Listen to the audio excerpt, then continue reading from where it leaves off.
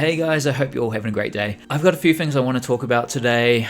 This week has been one of those weeks where I've been out on the road for work, so I haven't had a whole lot of time to do much 40k, which has been a real shame because I've got so much on that I want to work on and I just haven't been able to do anything. So first things first, a while ago I did order a new unit and I had to get this from eBay because there is just no stock anywhere and it took just under a month to get here, and that is some Chaos War Dogs. So I am very excited to have these in the army. One thing that I've noticed with Death Guard is, especially the way that I build my list, I have a lot of options for anti-infantry. You know, against infantry-based armies, the Death Guard do pretty well, I think. Where they seem to be lacking, just based off my experience, is anti-vehicle and anti-monster, right?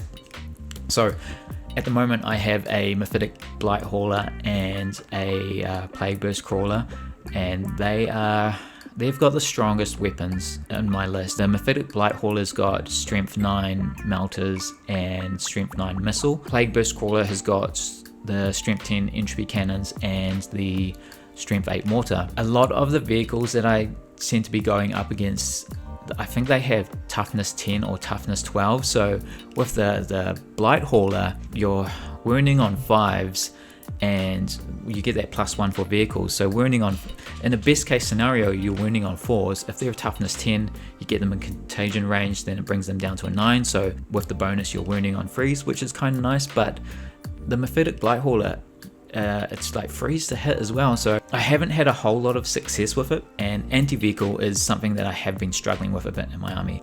So I took a look at kind of what options the Death Guard had, and there were a few cool things on the list that I really wanted to try.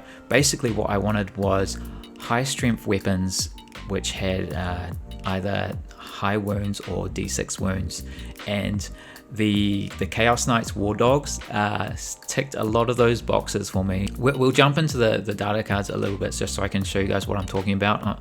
I'm sure most of you already know what I'm talking about, but it's kind of just like I'm figuring this stuff out now for the first time, and it's slowly starting to make more sense in my head.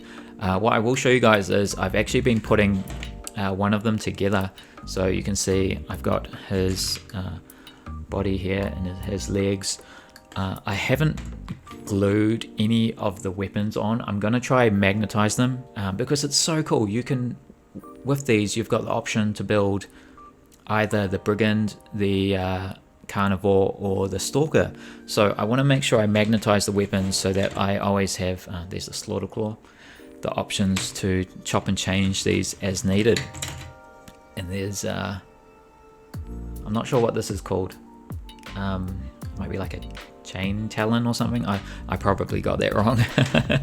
so that's kind of what's going on at the moment. Let's jump into the data cards. Okay, so we've got the Stalker here, and so like I mentioned, you can build the Stalker, you can build the Karnivore, or you can build the Brigand, which I just love. I think that's so cool, and they do have very similar profiles. There are some minor kind of differences. I'll just turn myself off for a second. So you can see here the Stalker's got 12 movement, the Karnivore's got 14 movement, the Brigand's got 12. The Stalker, you can kind of go melee or ranged, but you can see that it's got the chain cannon, the ranged weapons are hitting on 3s and the melee weapons are hitting on 3s, whereas the Karnivore, the melee weapons are hitting on 2s, so it's like a melee specialist, and the Brigand, like the ranged options are hitting on 2s. So what I'm thinking, obviously it will come down to points as well, because I believe when it comes to allied units, you can only take 25% of your max points. So in a 1,000 point game, you can take 250 points worth. And I've also got my Nurglings, which fall into allied units as well. So just trying to find that balance of things. But the weapons that really stood out to me in this, the Karnivore has the Reaper Chain Talon. Is that what I said? I feel like I was quite close to that. And the Slaughter Claw. The Slaughter Claw looks like it is the stronger option compared to the Strike.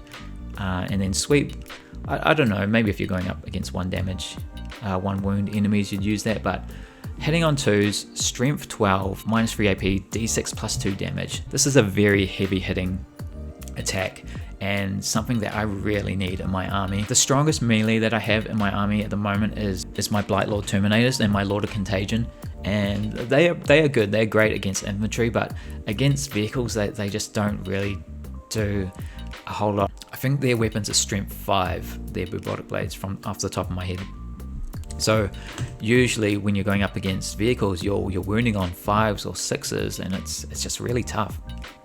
So having a strength 12, wounding on a 3, that will just make such a huge difference, and I feel like I might actually have a better chance against vehicles now. D6 plus 2 damage is just absolutely amazing. I love that. And plus 6 attacks on a 2+, you're gonna miss maybe one of them, and then you've got, even if they're a high toughness vehicle, you've got a 50-50 chance of wounding them. Then if they are anything else, you got 2/3 chance. So I like this profile a lot. He's also got the ability to re-roll charge rolls. So on top of that, movement 14. I cannot wait to try this out and see what it's like. All 3 of them have this invulnerable save of 5+2, but it's only against ranged weapons. So I think the Karnivore is a little bit squishy in melee, or all 3 of them are actually, where they don't have much of a save outside of they've got a 3+ save, so they can be picked off fairly easily, I think, but we'll see. Now let's look at the Brigand next.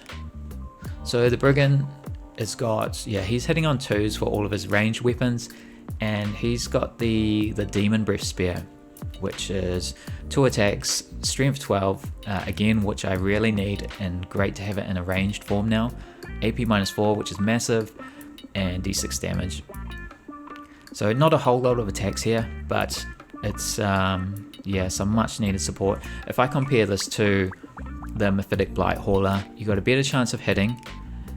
Strength 12, taking into the consideration the bonus that the Mephitic Blight Hauler has, +1 to vehicles. Against toughness 10, a Mephitic Blight Hauler would be wounding on a 3, which is the same as this. On a strength 12, they'd both be doing it on 4s. I think the Brigand is a lot more appealing to me than the Blight Hauler, but we'll see. And then we've also got an anti-infantry gun here, the Chain Cannon, 12 attacks, hitting on 2, strength 6, -1 AP and 1 damage.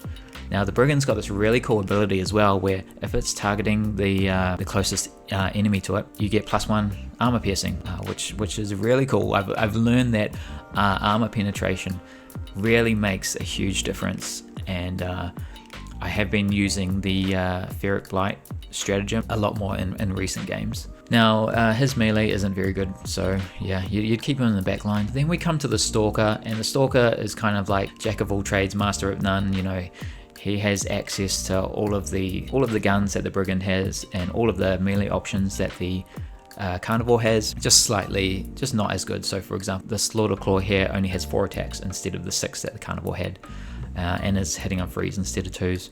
It does have this cool ability where the target you're attacking doesn't have any allies within 6 inches of it. You do add 1 to the wound roll, so I could definitely see that benefiting the Demon Breath Spear, for example, where strength 12 on a toughness 10, instead of wounding on 3s, you're actually then wounding on 2s if they've got nothing else in range. So I do like that a lot, and it is something that I will experiment with and see how they go. Cool. So as you can probably tell, I am very, very excited to have some War Dogs in my army. It's just a matter now of putting them together, figuring out how to magnetize them, and painting them up. I actually did make a little bit of a mistake on this one.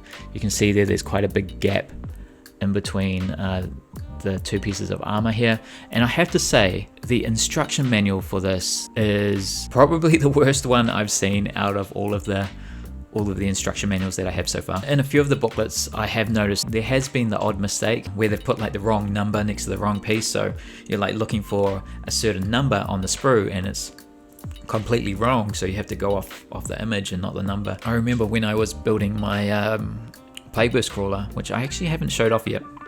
I keep forgetting to do it. The tracks, the image didn't match the numbers that were on the thing, and I put the tracks on backwards and I had glued them on and everything, and I was looking at it and I was like, this seems so wrong. And before the glue dried, I pulled them all off and I turned them around, flipped them the other way, and and it worked. And it's just one of those things that, you know, if you're new to 40k, I would recommend double and triple checking things before gluing them on, and use blue tack. It's super handy. The instruction manuals aren't always right, so just keep that in mind. The only other thing I want to talk about today is I have been working away on Mortarion as well. I've put all of the pieces together and I've started painting him. I've painted the body. I won't show you yet. It's I can show you a few of these little bits and pieces. So I've got both of his arms here. You can see I've put a base coat on them and sprayed them a little bit. So he's coming along. I think maybe in a week or so I should have him done, which is pretty exciting. One thing that I've been struggling with so much on this model is his wings, and I have repainted his wings maybe 3 times already. I've been trying different styles, different colors, different patterns, just trying to get something that kind of fits the theme that I have. And like, I also want it to look really cool, right? And I just haven't been able to nail it yet. I've got one here that's just, which I've repainted again just to kind of like give myself a blank slate. So working away on that. Hopefully we'll be able to show you guys that sometime soon too. That's kind of all that's been going on. It's so nice to have some anti-vehicle, anti-monster units in the lineup now, and I was putting all my points together, and I think I've got 1,500 points worth of an army now, so can slowly start playing some of those bigger games. Can't wait to try out all these new things and let you guys know how they go. So yeah, if you've made it this far into the video, I just want to say thank you so much for watching, guys. I hope you'll enjoy the rest of your day, and I will see you next time. See ya.